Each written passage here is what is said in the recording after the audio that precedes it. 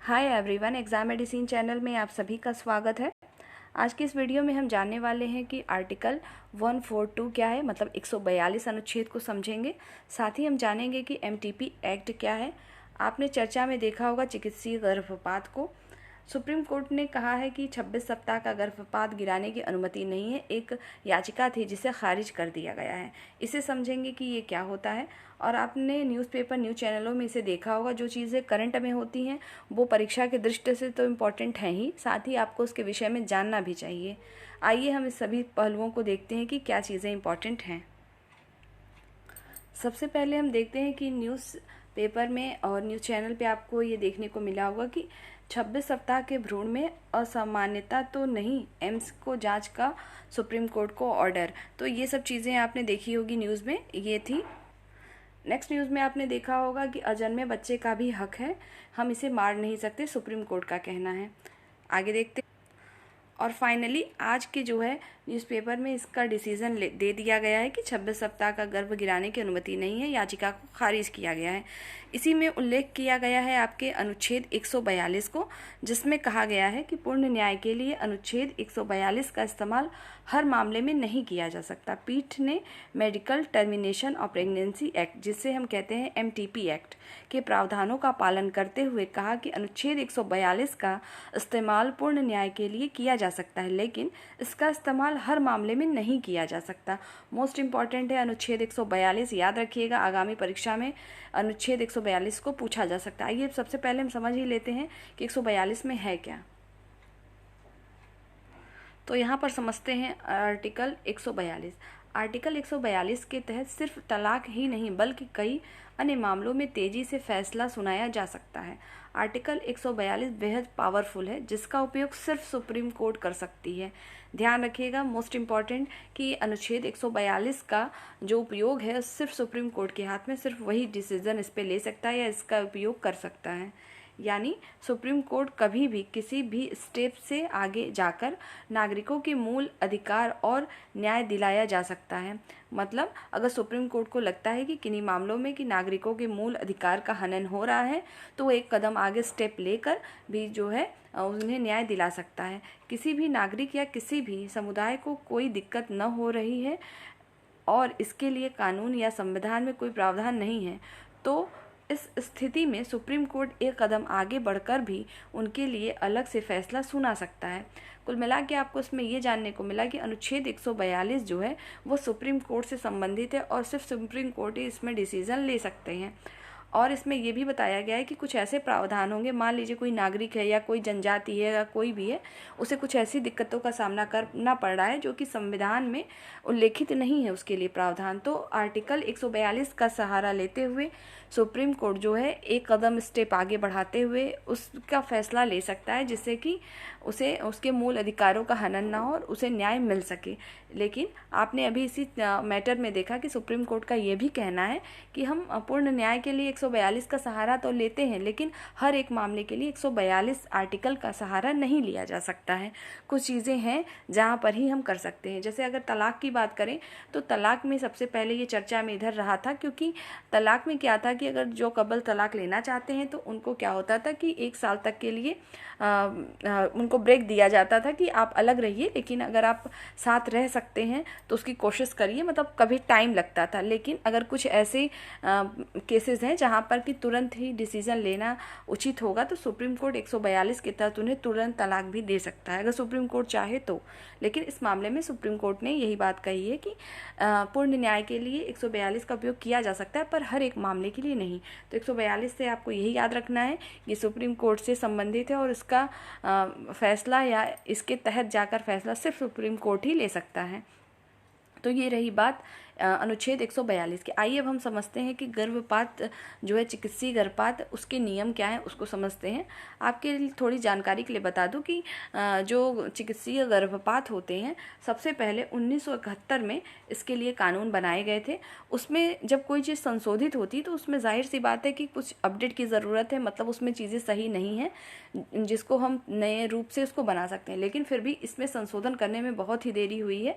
2021 में इसमें संशोधन किया गया है। 1971 में कानून बनाया गया था, उसके बाद उसमें संशोधन कब किया गया? 2021 में। ऐसा क्यों किया गया? क्योंकि इसके बहुत ही ज़्यादा गलत इफेक्ट भी पड़ रहे थे, काफ़ी चीज़ें थी जिसको ध्यान में रखते हुए जो है इसको संशोधित किया गया 2021 में। तो 2021 में क्या संशोधन किए गए उनको हम समझेंगे और 1971 में क्या चीज़ें थी उनको समझेंगे। उससे पहले एक चीज़ और आपको जानकारी होनी चाहिए कि जो गर्भकालीन अवस्था होती है, अगर हम वीक की बात करें तो 40 वीक्स होते हैं, मतलब 40 सप्ताह के टोटल होते हैं। अगर महीने की बात करें तो 9 मंथ 7 डेज़ की होती है। तो ये चीज़ें आपको पता होनी चाहिए, तभी आप ये समझेंगे कि जो आपकी 26 वीक के जो प्रेगनेंसी थी उसको जो है सुप्रीम कोर्ट ने खारिज कर दिया है कि उसे आप चिकित्सीय गर्भपात भी उसका नहीं करा सकते। तो इस याचिका में तो खास तौर से बात ये थी कि जो याचिकाकर्ता थी वो पहले से 2 बच्चों की माँ है और उनका कहना था कि वो मेंटल रूप से ठीक नहीं है, उनकी दवा चल रही है, इसी कारण से मतलब वो ठीक नहीं है। तो लेकिन इसके लिए भी कई कानून है कि इसको बोर्ड का अप्रूवल मिलना चाहिए। तो एम्स के डॉक्टरों ने उस अप्रूवल दिया कि नहीं, जो बच्चा अभी जन्मा नहीं है वो भी स्वस्थ है और माँ भी स्वस्थ है। तो उसको देखते हुए सुप्रीम कोर्ट ने कहा कि जब कोई भी बात नहीं है, बच्चा भी स्वस्थ है, माँ को भी कोई खतरा नहीं है, तो 26 वीक के जो गर्भ गिराने की बात है उसे नहीं माना जा सकता, इसीलिए इस याचिका को खारिज किया गया है। वैसे भी संशोधन अगर हम 2021 की बात करें तो मैक्सिमम जो है 24 सप्ताह तक के गर्भपात को गिराया जा सकता है चिकित्सीय, लेकिन उसमें भी चिकित्सकों की सलाह की ज़रूरत होती है। उसको आप अभी देखेंगे तो आपको समझ में आएगा कि ऐसा क्या है। अब हमने 142 समझ लिया है। मैंने गर्भकालीन अवस्था के विषय में भी आपको एक जानकारी दे दी है। अब यहाँ पे देखिए MTP का मतलब क्या है, तो मेडिकल टर्मिनेशन ऑफ प्रेगनेंसी है, गर्भ का चिकित्सीय समापन। आइए अब इसको देखते हैं 1971 को। पहले देखिए, सबसे पहले वर्ष 1971 में कुछ नियम कानून थे, उसके अनुसार बात करें तो सबसे पहले क्या था कि केवल विवाहित महिला ही चिकित्सीय गर्भपात का सहारा ले सकती थी। तो ऐसे में क्या होता था कि जो अविवाहित हैं और अगर वो प्रेग्नेंट हैं या कोई कारण है, कोई घटना है, तो उनकी वजह से उनको क्या करना पड़ता था, उनको कई दिक्कतों का सामना करना पड़ता था। साथ ही साथ आने वाले जनरेशन में भी प्रॉब्लम हो सकती थी। तो ये इसी को ध्यान में रखते हुए इसमें संशोधन किया गया है। 2021 में इसमें क्या कर दिया गया है कि विवाहित हो या अविवाहित दोनों जो है गर्भ जो है आपके चिकित्सीय गर्भपात का सहारा ले सकते हैं। लेकिन 1971 की बात करें तो उस समय केवल अविवाहित महिला ही इसमें शामिल थी और मैक्सिमम क्या था, तो 20 सप्ताह का ही था जो है गर्भपात गिराने की अनुमति थी। चिकित्सीय गर्भपात आप इसे कहेंगे पूरा, कि मेडिकल के द्वारा जो है सिर्फ 20 सप्ताह का ही मैक्सिमम गर्भपात किया जा सकता था, टर्मिनेट हो सकता था MTP के तहत। लेकिन इसमें भी कुछ रूल्स थे, जैसे कि अगर 12 सप्ताह के लिए अगर प्रेगनेंसी को टर्मिनेट करना है तो एक चिकित्सक की सलाह ज़रूरी थी, एक चिकित्सक की राय ज़रूरी थी। और इसी को अगर बात करें 20 सप्ताह के लिए, अगर 20 सप्ताह का गर्भ है उसे टर्मिनेट करना था तो 2 चिकित्सक की ज़रूरत होती थी। ये जो नियम थे ये 1971 के तहत थे, लेकिन बाद में इसमें संशोधन किया गया है 2021 में जाकर। तो उसमें क्या चीज़ें हुई हैं उसको देखते हैं। देखिए 2021 में जो संशोधन किए गए उसके बाद इसमें अविवाहिता भी शामिल किए गए, मतलब विवाहित हो या अविवाहित अगर ऐसा है तो वो भी शामिल किए गए। और इसमें मैक्सिमम बताया गया कि 24 सप्ताह तक के जो है प्रेगनेंसी को टर्मिनेट किया जा सकता है। लेकिन 26 वीक से अगर 24 सप्ताह से ज़्यादा है तो भी किया जा सकता है, लेकिन कुछ कारण है। कुछ कारण का मतलब ये भी आपने न्यूज़ में देखा होगा, कुछ समय पहले ऐसा था कि मान लीजिए जो अजन्मा बच्चा है उसमें कोई विकार है कि वो अगर जन्म लेता है तो भी उसका जीना और ना जीना बराबर है, उसको कुछ ऐसे विकार हैं जो कि जन्म लेने के बाद भी नहीं सही हो सकते। तो इस कंडीशन में अगर बोर्ड अप्रूवल देती है तो उसे टर्मिनेट किया जा सकता है, लेकिन इसके लिए सुप्रीम कोर्ट का ऑर्डर आना ज़रूरी है, तभी ऐसा किया जा सकता है।